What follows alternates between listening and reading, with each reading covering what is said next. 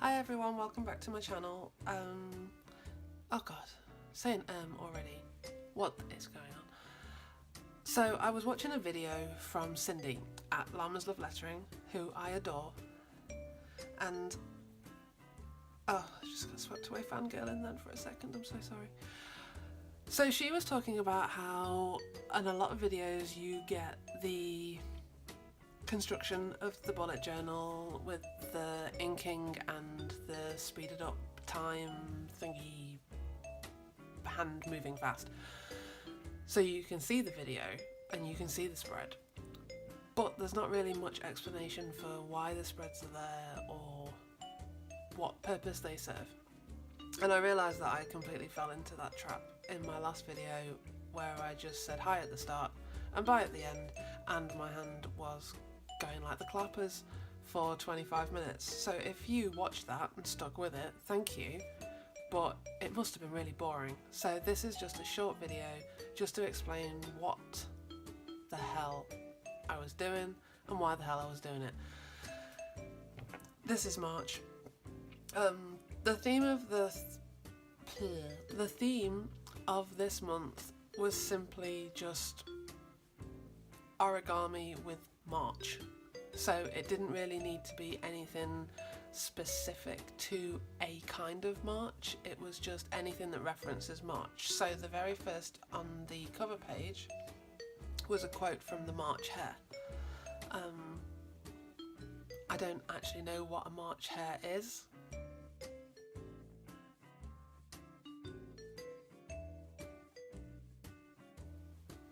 Is it a hare that's only around in March, like a mayfly?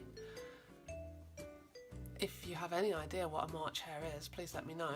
I'm far too lazy to Google it myself. The monthly kind of at a glance and the daily ones, I'm not too sure about these anymore. So as you can see, I've already put some dates and events in. I think the boxes are too small. Last month, as you can see, things got big. So I'm filling the space and everything's nice, but these boxes are tiny. I've already filled up the first. I hope nothing else happens on that day because I can't put anything in. That day is my dog's birthday. Fun fact, she's a Shiba Inu. She's ridiculous. I love her. She's fluffy. She ruins my life. My Hoover isn't strong enough. So I wanted to try Dutch doors. This seemed like the only way that I was going to be able to do it. I don't like the idea of horizontal dump doors. I don't like the idea of horizontal Dutch doors just because I'm quite clumsy and I would probably end up pulling that page out. I wouldn't mean to, it would just, don't know my own strength. Woof, there goes the page.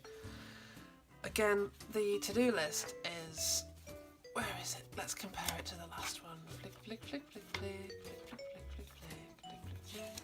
Where is it? Have I gone past it? There it is.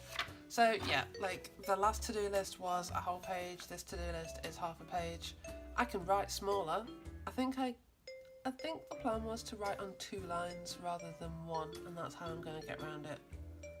But we'll see how that one goes. The menu planner, I'm trying to be a little bit more economical with food. Like trying my best to eat healthier and to not spend as much money on going to the supermarket hungry. That's my one weakness. I'll go in, I'll be like, yep, I want this pizza and these chicken wings and this garlic bread and ooh cheese and yeah, we should have cake. And that's got to stop. Like, I'm a responsible adult with a terrible financial history, so we need to work on that. But hopefully, I've even written out a shopping list somewhere. So I'm really on top of things at the moment. Let's just see how long that lasts. The graphs continue from the previous 2 months that I've done. This I know is disgusting, but I didn't want to write allergies again. So I will be tracking my sleep I will be tracking my allergies, and I will again be tracking how far I walk the dog for. The habit tracker has changed dramatically since last month, so back to the old one. I know. Right, so here is last month's habit tracker with all the month written out lots of times and all the things that I didn't do, painfully wasted space.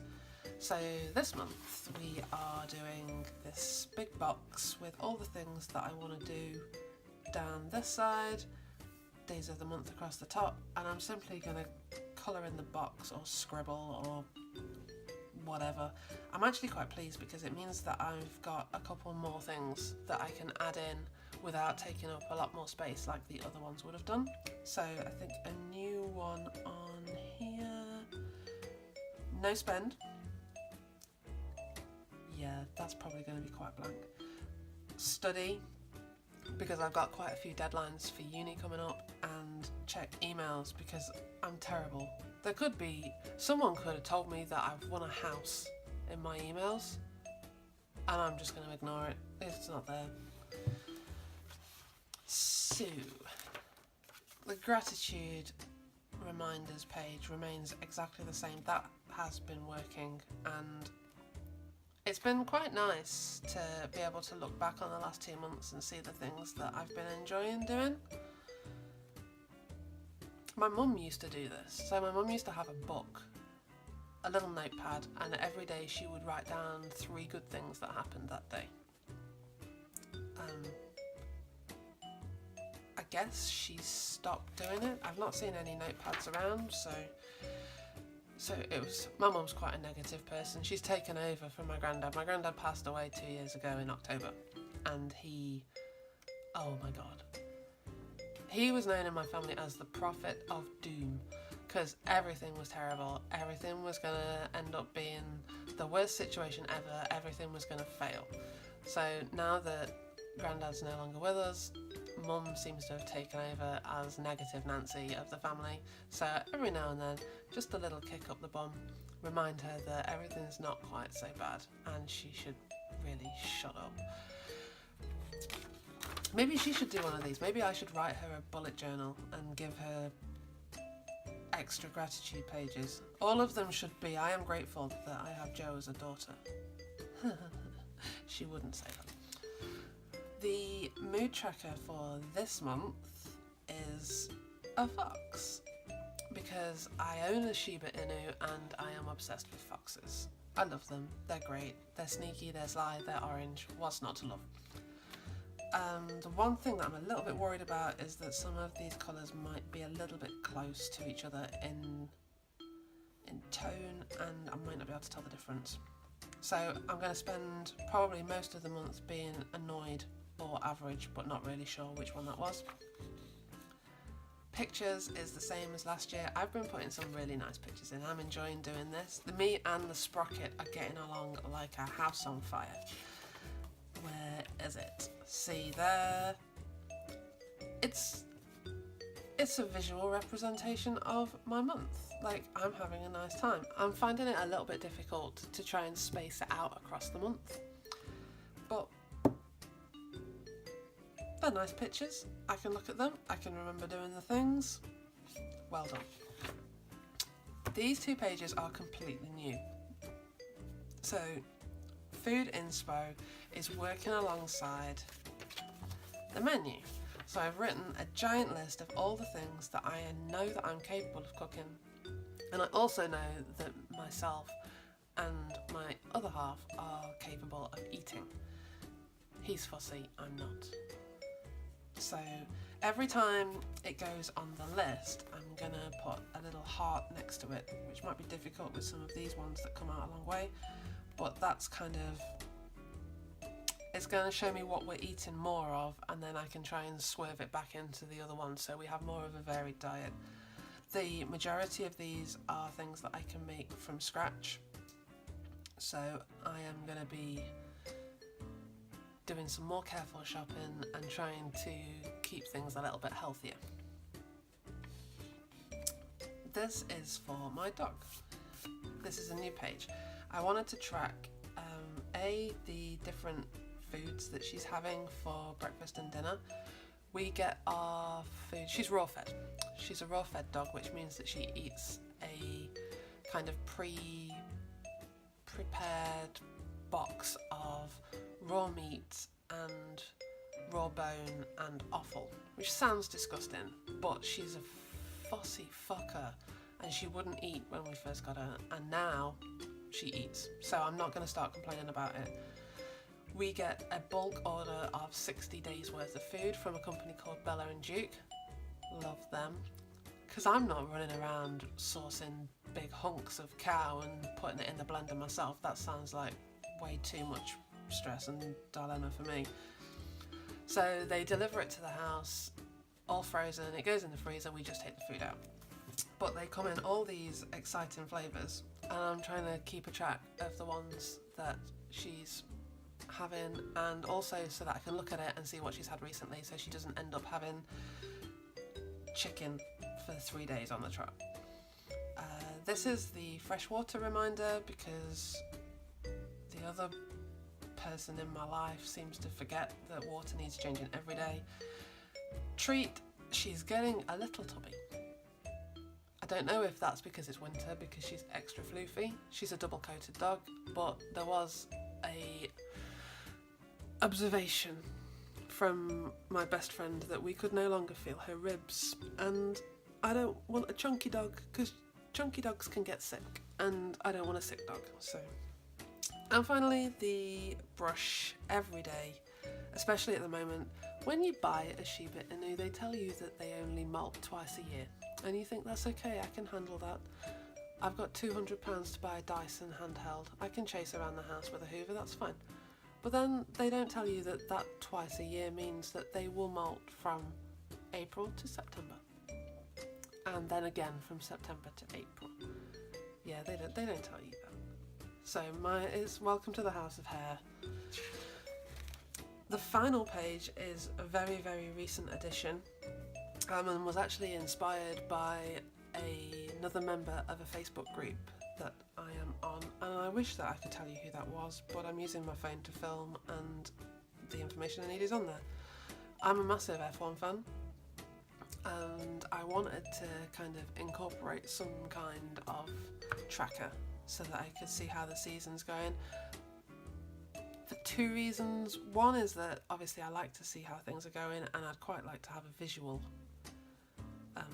spread that I can see and just, remind myself. The second thing is that sometimes during the season I can get distracted and a little bit bored with how the season's going. Some of the races aren't that exciting. There's tracks on here that are just, what's a good example of a boring track? Bahrain. Yeah, they've got lots of money. They have a nice night race. Is it a night race still? I think it's still a night race. But it's not that exciting a track. A lot of tracks now tend to steal things from other tracks when they've made them, so there's newer tracks all over the place. Mexico's a good one. I like Mexico. Don't think we're going to be going this year, but you never know. Maybe I'll win the hockey 50-50 and then we can buy tickets to go to the British Grand Prix this year. That would be nice. Anyway, the general idea with this is that the drivers all start off in their team orders at the start, and then as the course of the season goes along, when the points are allocated at the end of the race and the championship order is put in, there will be a dot of the same colour as the driver that goes into the line of the race, and then the next week when the positions get changed because they get different points, this will then move into the positions of position. God, I wish I could use English like a normal person, that would be nice. So, by the end of this should be just this tangled mess of coloured lines which will end up here, and then when we get to Abu Dhabi in December, the dots will be in order of driver and I'll write their initials at the end. In theory, it sounds like it'd work, but practice is the main thing. And let's be fair, it's February and it's not going to finish until December, so there's a lot that could go wrong till then.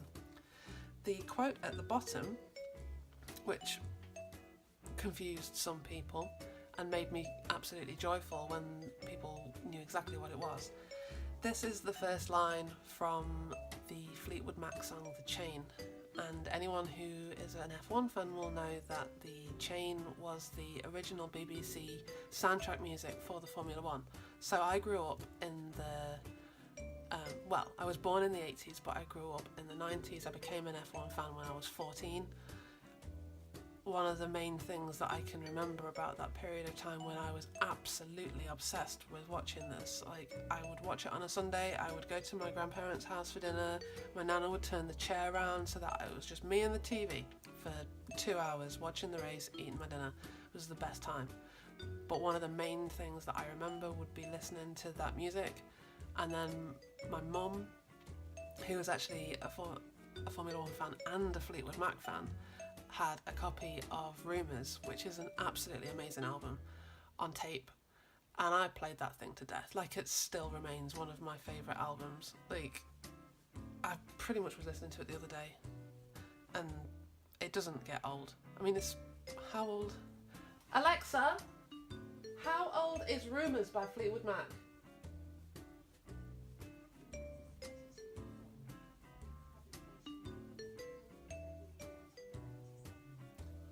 Holy shit, 1977, that's a long time ago. Wow. There she is. She's a useful girl, Alexa. I like her. So yeah, that is the journal. That's where it ends. The reason the F1 season tracker is here is because the season starts on the 17th of March, so it seemed like a really sensible place to put it. I am really enjoying bullet journaling this time. It took a couple of false starts, but it seems to be, we seem to have clicked now. We're getting along okay. I seem to be getting the hang of it. If you've seen anything that I've done wrong and you think I should change it, then by all means, just like hit me up. But yeah, it's been going okay. And I've been enjoying doing it, and I'm enjoying speaking to you all about it. So hopefully next time I do the plan with me for April, which is going to be fancy, and I know that you're all intrigued, especially you, Lujo Bujo. Like, I've been talking to you on Instagram, and I know that you want to know what fancy is, and I'm not going to tell you because I'm evil and I don't care. I'm comfortable with it. So that's going to come next month, and hopefully with that there'll be a voiceover that tells you exactly what I'm doing and why I'm doing it, rather than just speeding through with my fast hand doing all the things. Oh, there we go, there it's done. Okay, so as always, please take care of yourselves, and I will see you next time.